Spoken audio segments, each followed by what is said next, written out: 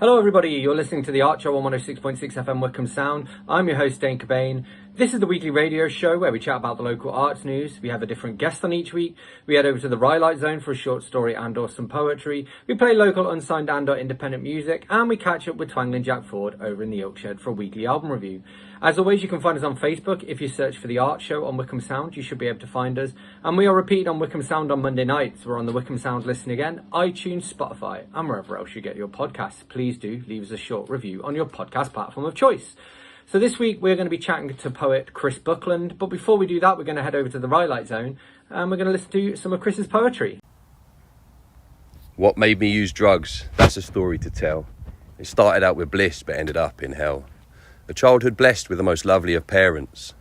Two brothers also, we shared our bedrooms.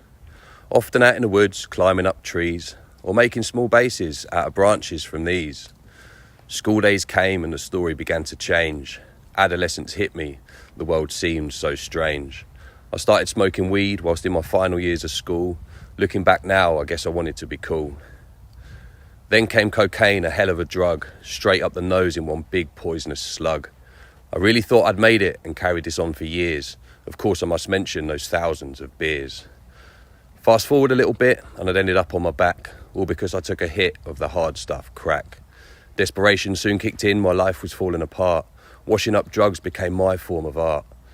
All my money spent and every possession sold, I was put out on the streets when I started to feel the cold.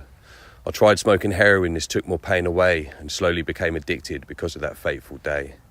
With two addictions in my life, I had to find the money. My friends stopped talking to me and everything became a hurry. Every single thought revolved around this life, when all I ever wanted was happiness and a wife. I finally hit rock bottom when I nearly lost my leg, and many people I knew had already ended up dead. I sobbed and I cried to try and get better. I screamed out to God, show me the clear weather. But my prayers went unanswered, I didn't know what to do. Then a little bit of light suddenly shone through. I realised I had to act, physically put in the effort, and headed towards sobriety. Now I can reflect. I asked lots of people, drug workers and the like, please don't let me die like this. I want to make it right. I sit back in my pad, writing about my bad. Sometimes I get sad, thinking of the lad I used to be before I became me. Before all the drugs and all those flipping mugs that made me into a thug. The thug that people see to protect what will be. But that's not the real me, not many know he. He is a guy that will drop his own just to get you up and out of your depressed pit. You need to talk, he'll come and sit. He gives great advice, but he can't accept it. He can't help himself through his daily battles, but he won't let it show, so he keeps them all rattled. Rattled so hard that they talk bad of him, to the point he tried to end it all, and not just on a whim. This thug meant it and wrote out some long letters, but his friend came and sat with him, made him feel better. He sat there for hours, filling him with powers. Powers to continue for just a few more hours. The hours turned to days, though it was still a constant struggle, building a new life again and making a new bubble. The bubble's going well, but he knows this old verse. In a year or two, it will be the same old curse. It's the curse he kept since birth that put his life in a hearse. Messed it all up and felt all that hurt. Not just for him, but for everyone near. But they say, don't worry, we still love you, dear.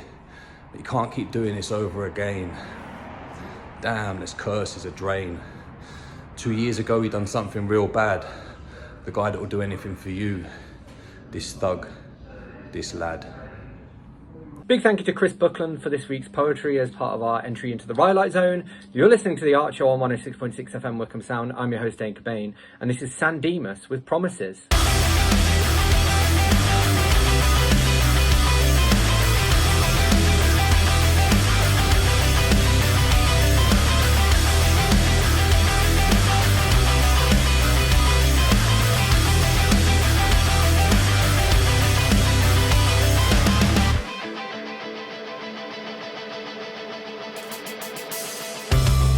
Promise made is a promise kept.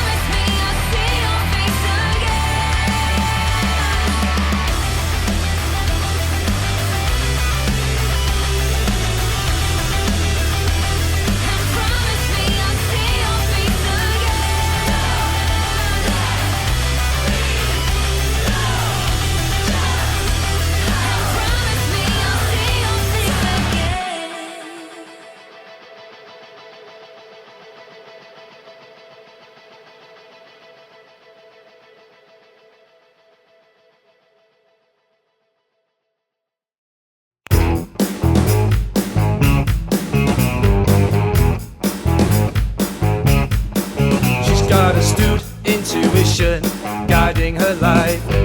Been developing it since the age of 5. She's low on the radar and high in the sky. Won't allow life to pass her by.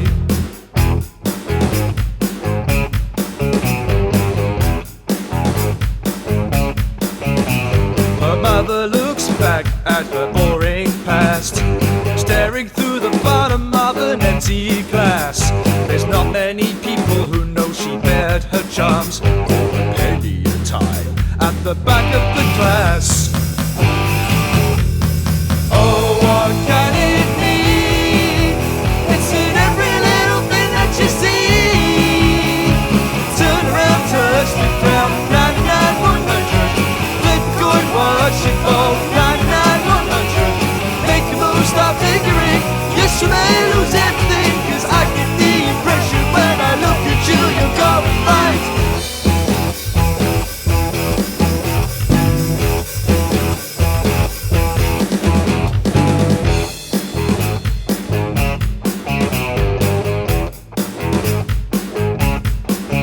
Now the way those girls play is a beautiful thing. Mother on guitar and her kid can sing. They packed up their jobs to pursue a dream, performing the songs of Led Zeppelin. Oh, what can it mean? It's in every little thing that you see. Turn around, touch the ground, 99, 100. Flip a coin, watch it fall, 99, 100. Make a move, stop lingering. Yes, you may lose everything, 'cause I get the impression when I look at you, you're going right.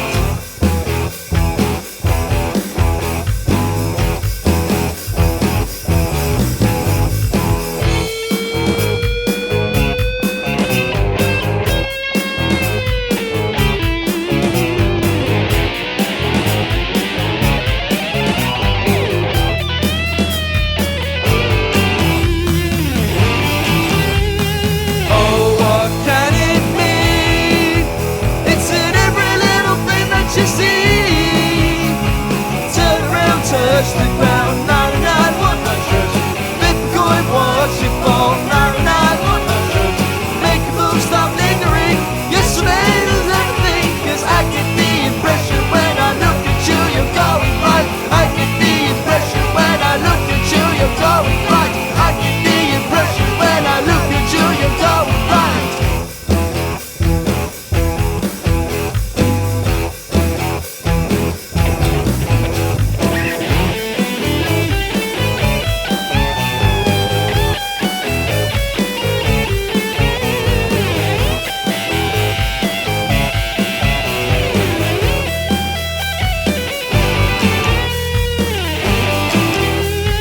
Oh, what can it mean? It's in every little thing that you see. Turn around, touch the ground, 99, 100. Flip a coin, watch it fall, 99, 100. Make a move, stop lingering. Yes, you may lose everything, 'cause I get the impression when I look at you, you're going right. I get the impression when I look at you, you're going right. I get the impression when I look at you, you're going right.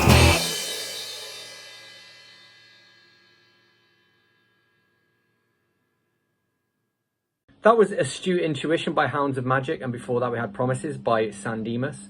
You're listening to The Archer on 106.6 FM Wickham Sound. I'm your host, Dane Cobain, and it is time for us to catch up with this week's guest, who is poet Chris Buckland.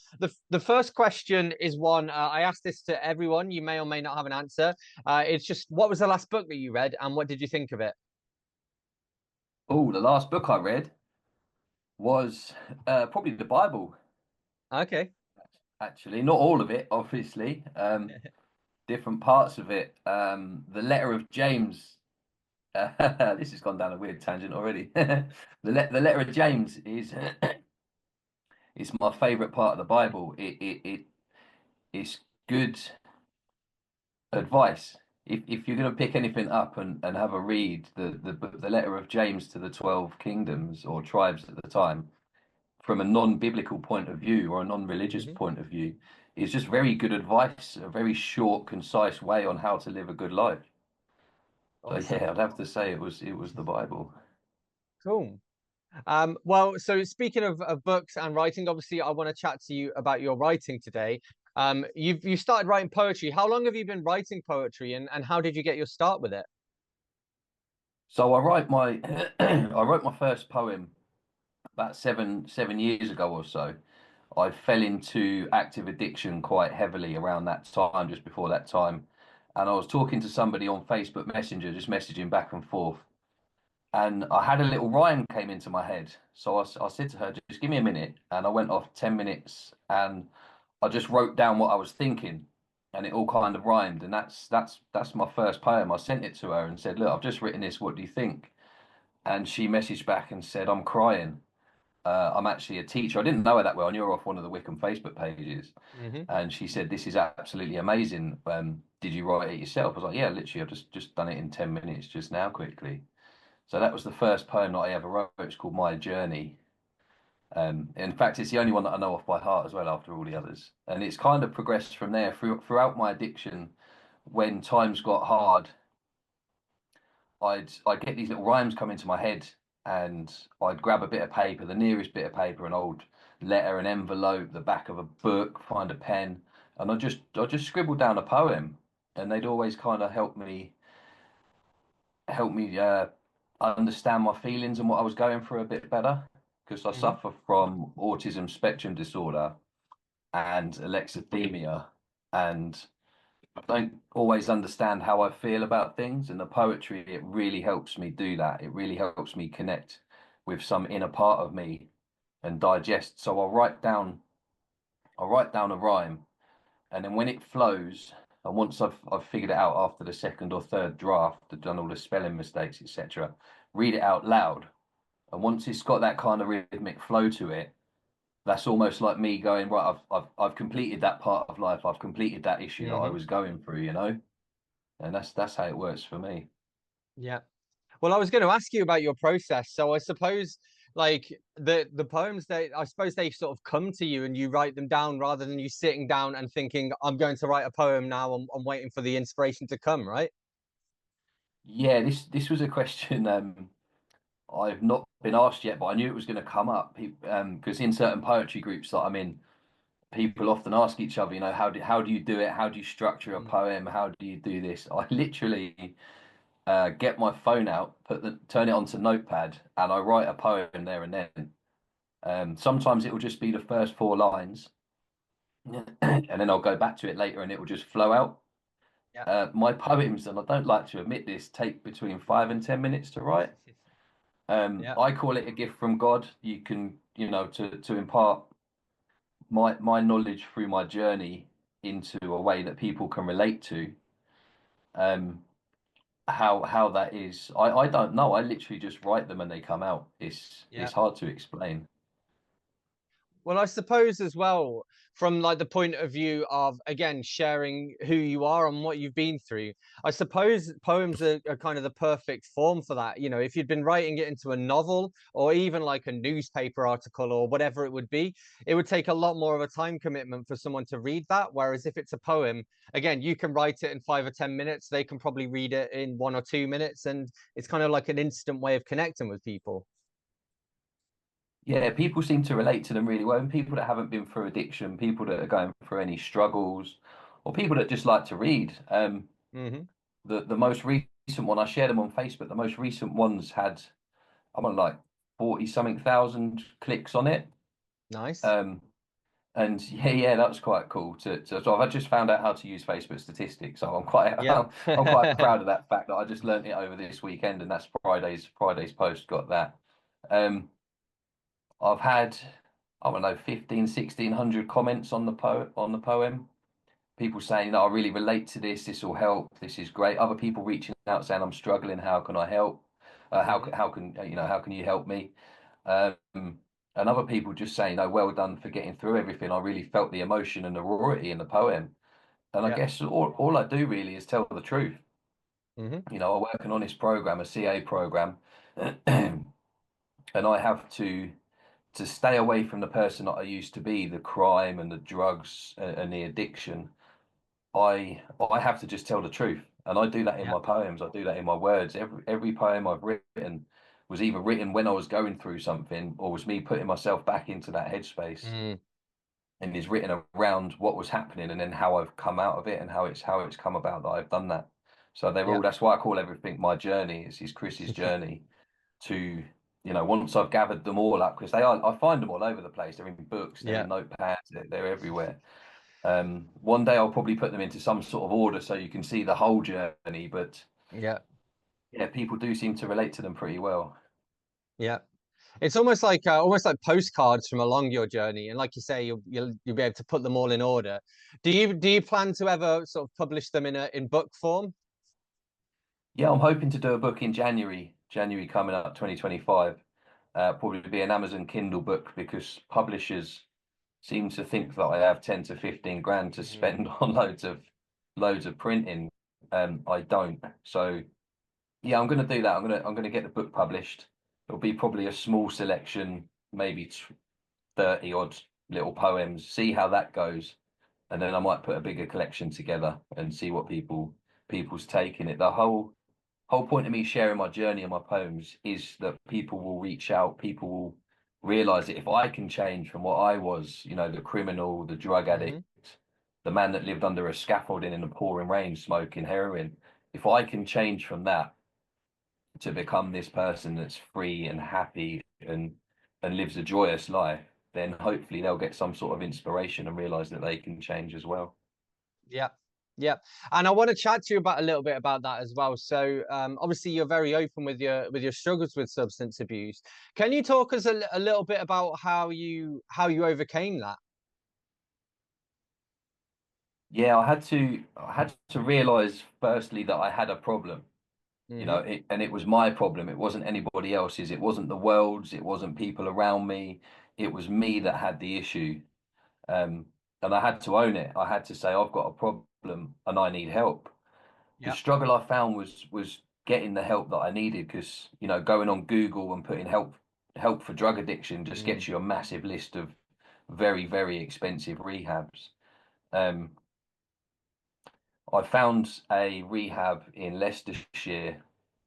Didn't get on very well there, dropped out, relapsed. That happened several times. Then last summer, like just over a year ago, I ended up in hospital with cellulitis in my left leg, and they were talking about amputating my leg. It was black from Mm. the knee down, and I thought, do you know what? I've got to do something. I have to change.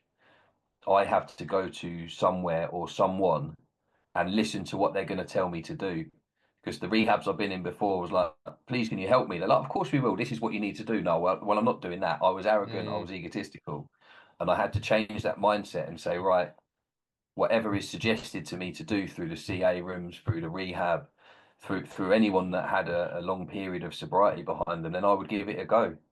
And I Yeah. did. And it seems to be working well for me, coming up to 11 months clean and sober in a few days. It's amazing. And you mentioned as well that like with your poems, you'll occasionally get people commenting on them who relate to your journey and perhaps, you know, are where you were a year ago, 18 months ago, and are looking for help themselves. What advice would you give to somebody who's in that position? Where would you suggest maybe is their first port of call to find that help? So if somebody reaches out to me and sends me a message, I will ask them where their local town is, because people from all over the country reach out. I'll ask them what their local town is, and I'll find their local drug workers. You've got like Turning Point, Change, Grow, Live, and the Forward Trust are great with helping people out of prison. I was at one of their luncheons the other day. I'll send them that information, the phone numbers, and a link to the websites. I will then send them the AA, NA, or CA websites, whichever one works for them, or that whichever one that I feel would be best for them. Hmm. And I'll also look up their next local anonymous meeting and the time of it, and I'll send that information to them, and that's my bit done.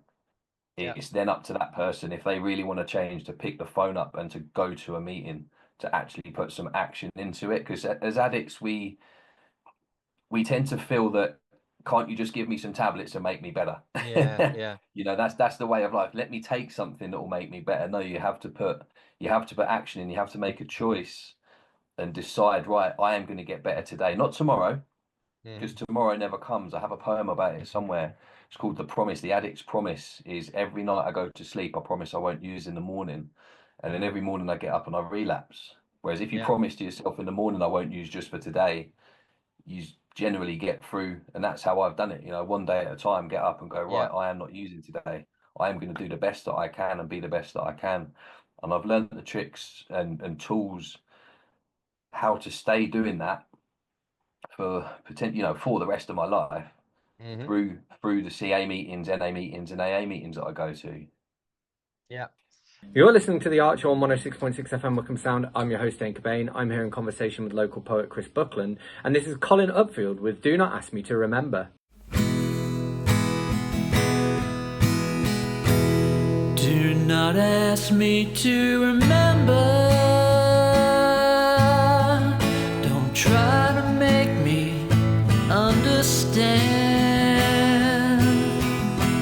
Let me rest and know you're with me. Kiss my cheek and hold my hand. I'm confused beyond your consent. I am sick inside and lost. All I know is that I need you to be with me at all costs. Do not lose your patience with me. Do not scold or curse or cry. I can't help the way I'm acting. Can be different though I try. Just remember that I need you. That the best of me is gone. Please don't fail to stand beside me.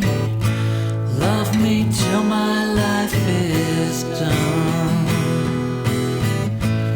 Love me till my life is done. Oh, won't you love me till my life is done?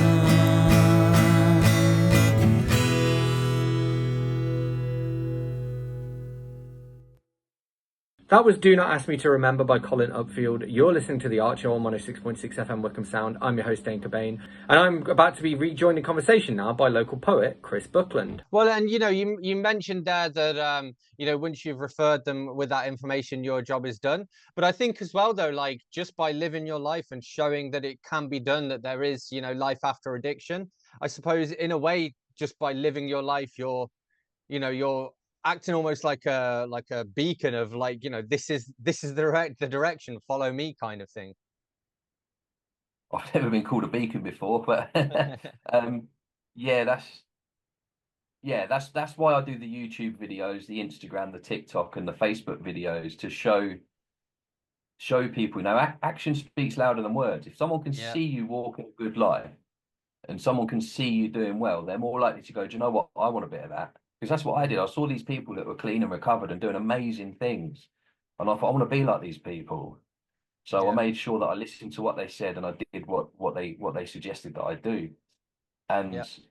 I kind of, through the At Chris's journey, I try and put up as many videos as I can without annoying everybody throughout the week of little sound bites of what I do, how I changed.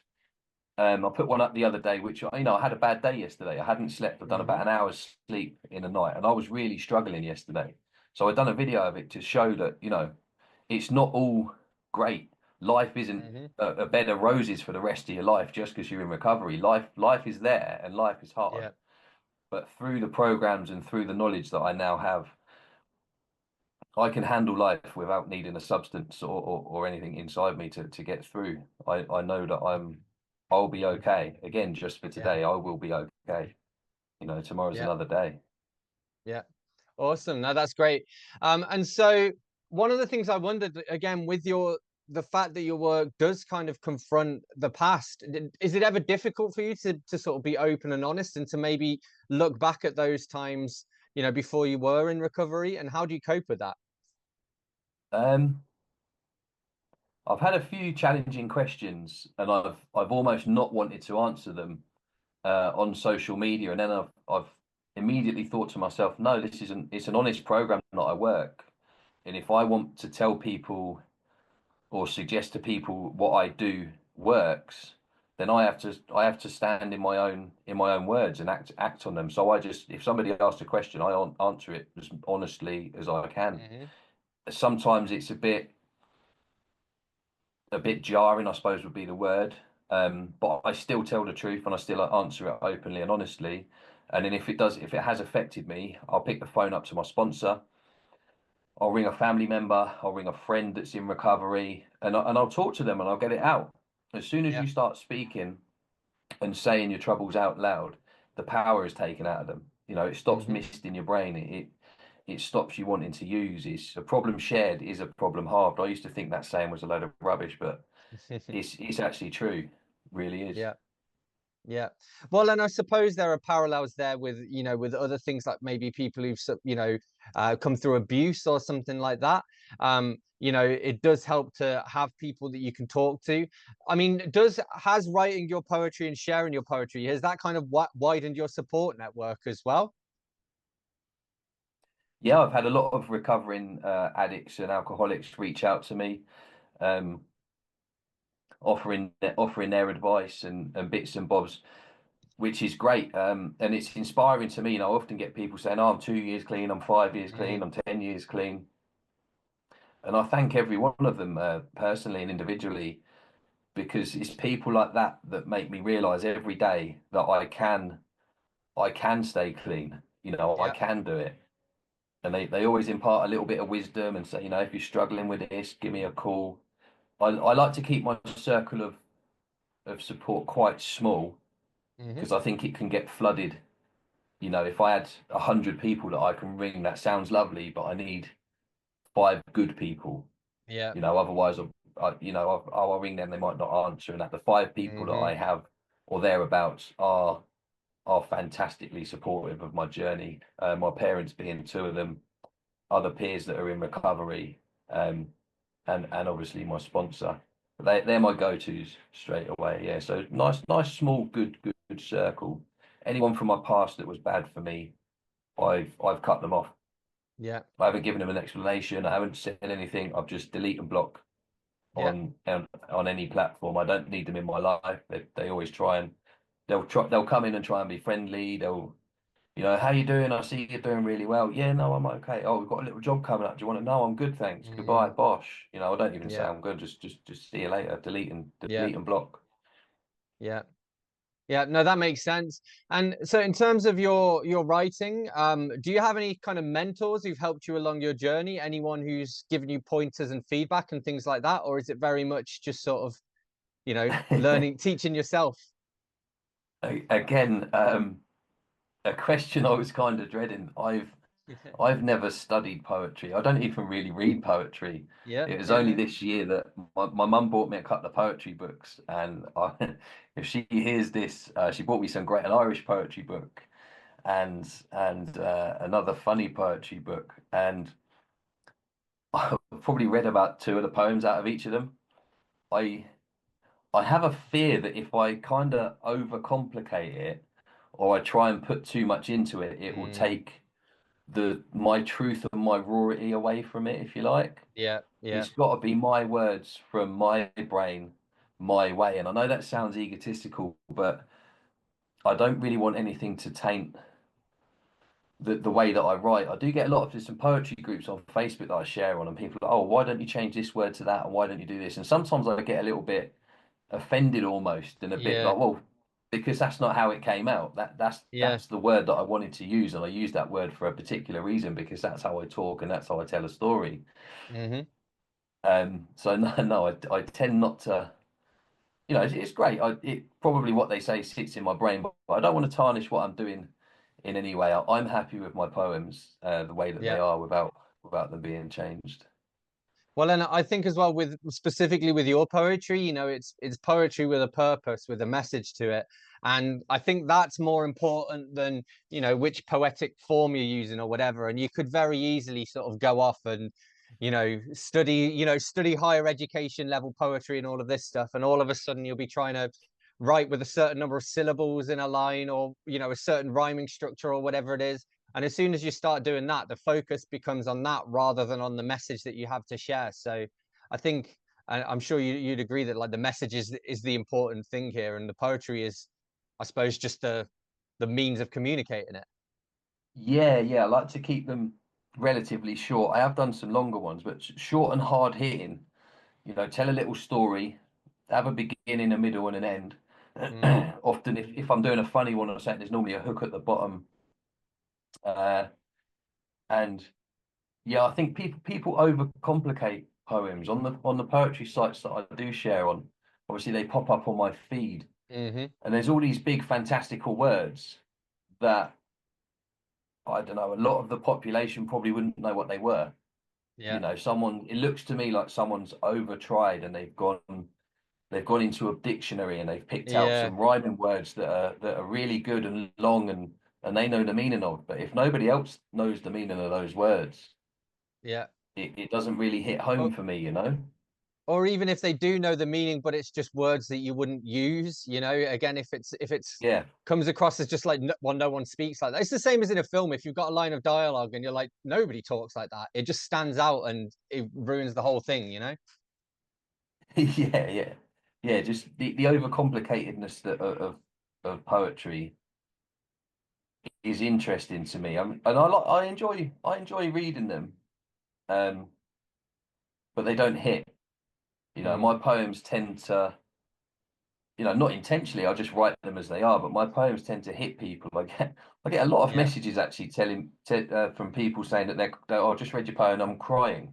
Now yeah, that's taken a bit of getting used to because I've never intended to make anybody cry. yeah, But a lot of people say they do. So they're obviously hitting a note or a nerve somewhere with people, which is great. yeah. No, awesome. Cool. And just to end on really, so a couple of things really. One of them is just what's next for you. So what have you got planned next? And where can people follow you to stay up to date, to read some of your poems and to see what's next? So next for me is I'm actually moving to Wokingham in the next few weeks. Then in the beginning of next year, I'll be launching the book or publishing the book. I'm also hoping to go into schools and give talks to schools. I already do a few Hmm. inspirational talks. I've been invited to the police headquarters. Is it Hendon? I've been invited down there to give a talk to new recruits going in so they can understand addiction and crime Hmm. from a criminal addict's point of view, as it were. Um, and I'm raising funds to start a dry house. So I'm doing all this next year and looking for money to start my own dry house, running it from an addict's point of view.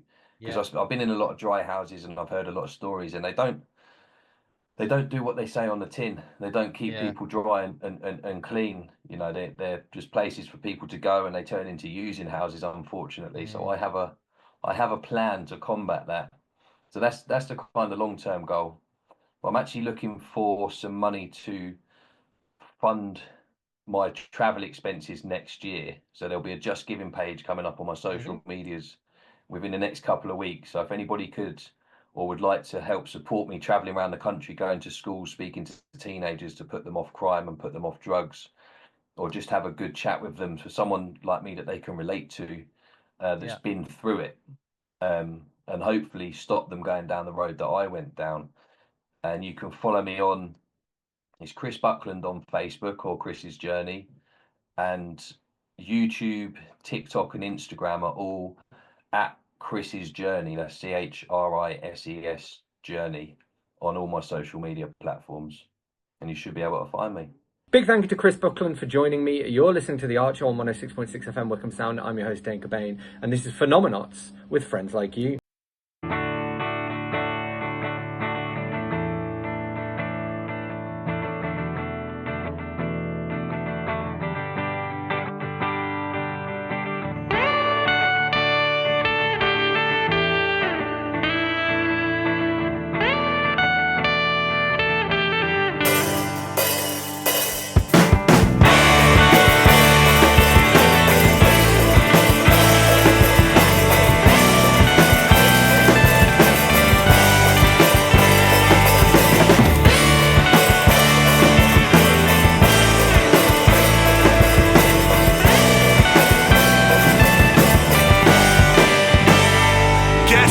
drunk again. Light up a cigarette and make myself the fool. Guess I'll get drunk again. Confess all my feelings to a stranger. 'Cause with friends like you, who needs enemies? With friends like you, and with friends like you, who needs enemies? With friends like you.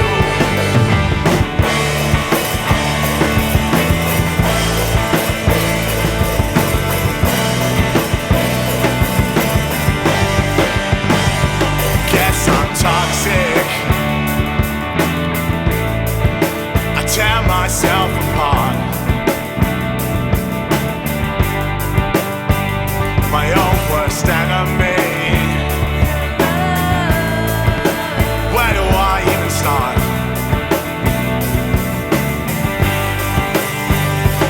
I've been stupid in love, and I'm still stupid for it.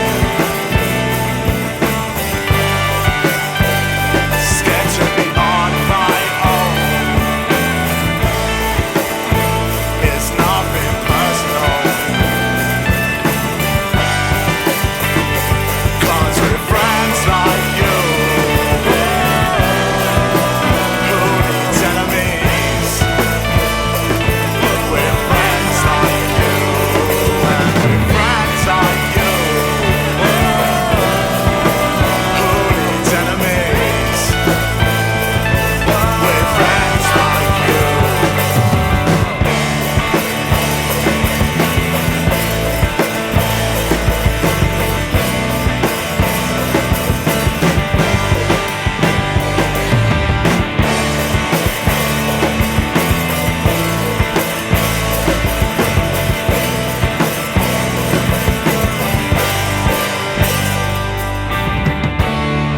Wish I could shed these feelings and run away.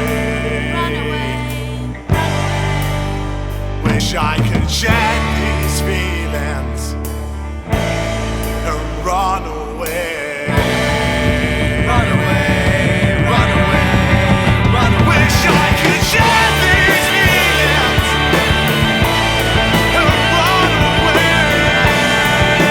Run away, run away, run away. Wish I could shed these feelings and run away. Run away, run away, run away. 'Cause with friends like you, oh, with friends like you, oh, with friends like you.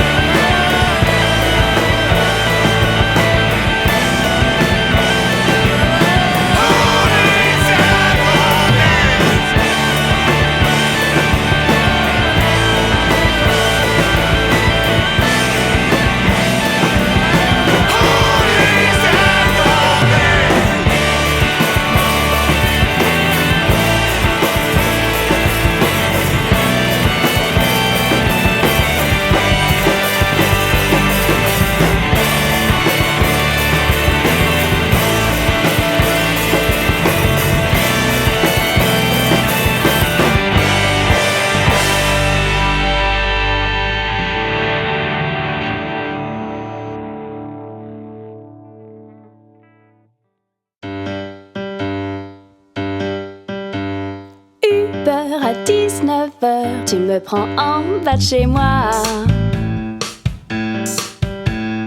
Tu donnes le nom de la boîte, ta CB va transpirer. Au bar à 22h, toujours pas prêt à danser. Encore un peu trop froid, t'es qu'à ta troisième vodka. Lâche-toi, lâche-toi, oublie tes inhibitions. Lâche-toi, lâche-toi avant de toucher le fond. T'as pas payé à l'entrée pour voir les autres s'enlacer. Quand tu m'as invité, j'espérais bien t'embrasser. Et puis je me suis maquillée exprès pour t'émoustiller. Mais vu ce que t'as consommé, tu risques pas de remarquer. Lâche-toi, lâche-toi, j'ai envie de m'amuser. Lâche-toi, lâche-toi, je suis venue pour danser. Oui, j'aime la tequila, mais j'en veux pas, me force pas. Non, franchement, non, merci, ça va. Si j'attaque Malibu, je mâcherai la tête dans le cul. Trop tard le bip. Et puis, je suis pas venue pour venir bourrer dans la rue. Les nez ont des urgences, cache mon teint d'ingénu. Lâche-moi, lâche-moi, je suis venue pour oublier. Lâche-moi, lâche-moi, tu commences à me saouler. Lâche-toi, lâche-toi, oublie tes inhibitions. Lâche-toi, lâche-toi avant de toucher le fond. T'as pas besoin de ça pour être heureux dans ta vie. C'est un cercle vicieux, t'en auras jamais fini. La musique de Kéké craint autant que le DJ. Je suis prête à rentrer. Tu pourrais me raccompagner? Et c'est là que GG se met à se déhancher. What the... Sauf que moi ton état, il est à ma volupté.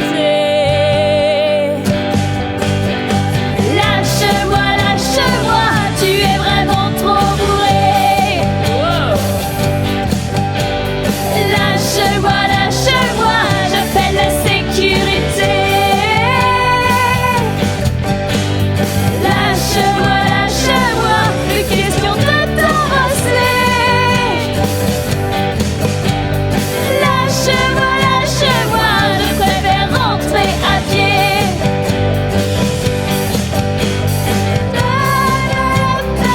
Je préfère rentrer à pied.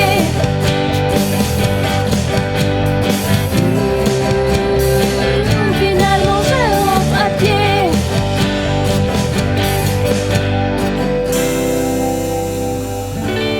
Bon bah, je rentre à pied.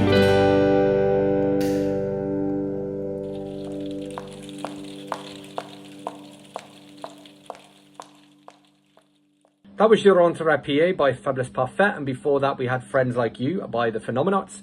You're listening to The Art Show on 106.6 FM Wickham Sound. I'm your host, Dane Cobain, and it's time for us to head over to the Yorkshire now to catch up with Twangling Jack Ford for this week's album review. Semi-detached Suburban, Manfred Mann's 20 Greatest Hits. This is an LP in excellent condition that I bought for a fiver from a stall at the West Wickham car boot sale. Manfred Mann were a blues band, and Manfred Mann was the name of the keyboard player, but he was not the leader of the band. Their first hit, 54321, was a bluesy 12-bar countdown with wailing harmonica. It was the theme to Ready Steady Go. Ready Steady Go was a TV music programme. It was on Friday evening and it claimed to be the start of the weekend. This album also represents their blues roots with a version of Got My Mojo Working, but it starts with their anthemic hit Do Wah Diddy Diddy Dum Diddy Do. a song that cannot fail to raise a smile and is nowhere near as dumb as the title suggests. There are songs I remember hearing when I was 8 or 9. These songs are year zero in my rock music appreciation. Before that, everything is leading up to it. The old rock and roll, the Spectre sound and the yeah, yeah, yeah beat groups. After that, it was the improvements to it, the reactions against it, and the reactions against those reactions. I am talking about songs like I'm a Believer, Substitute, Waterloo Sunset, Paint It Black, or All You Need Is Love. Manfred Mann made several of those great records, often covering Bob Dylan, but for me they peaked with Pretty Flamingo, a perfect pop record with nothing to be ashamed of. They had a great sound and a great singer, and they were perfect interpreters of other people's songs. The only band compositions on this album are 5, 4, 3, 2, 1 and the awful Hubble Bubble Toil and Trouble.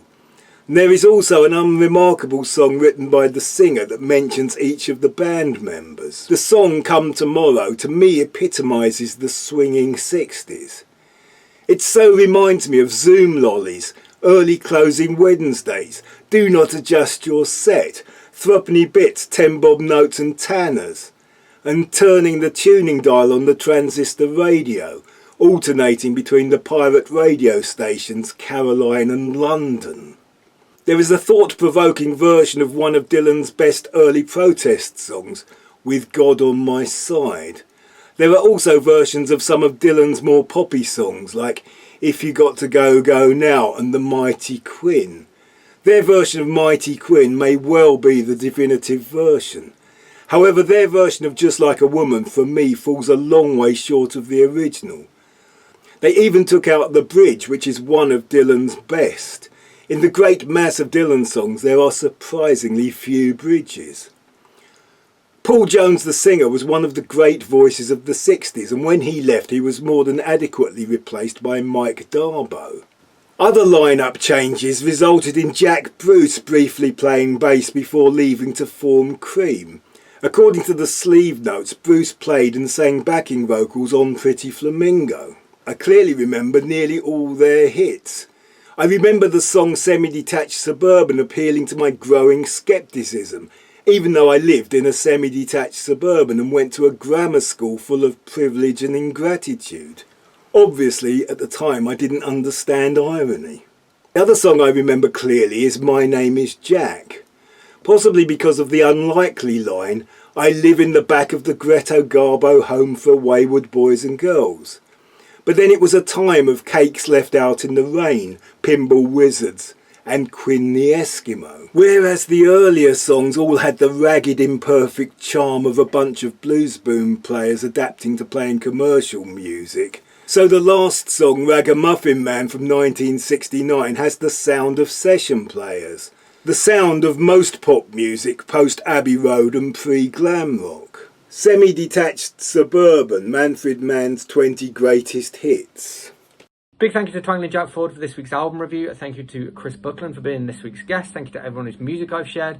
As always, you can find us on Facebook. If you search for The Archer on Wickham Sound, you should be able to find us. We are repeated on Wickham Sound on Monday nights. We're on the Wickham Sound Listen Again, iTunes, Spotify, and wherever else you get your podcasts. Please do leave us a short review on your podcast platform of choice. And you can find us on Facebook if you search for The Archer on Wickham Sound, or reach out to me here at the studio by dropping me an email on dane.cobain@wickhamsound.org.uk. That's dane.cobain@wickhamsound.org.uk. So I'm going to leave you with one last tune. This is the incredible Jordana Blake with U-Shaped Hole. I'll catch you next week.